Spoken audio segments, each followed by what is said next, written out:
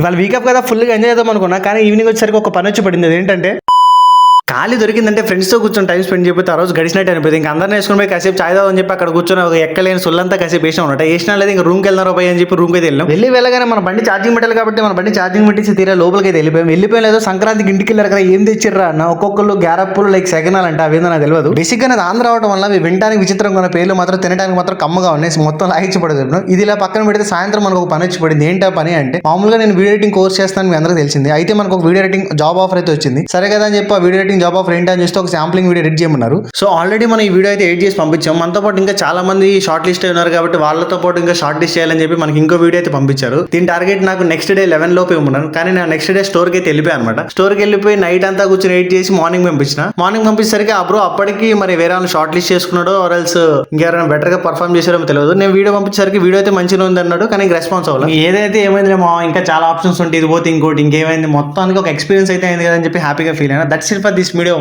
ఏం ఫిగర్ లేదు, daily vlogs అయితే వస్తాను అంటే మన వరకు మనం కష్టపడతాం, అది ఏదో ఒక రోజు మనకి ప్లస్ పాయింట్ అయింది. So that's it for this video. ఉంటా, బాయ్, లవ్ యూ ఆల్.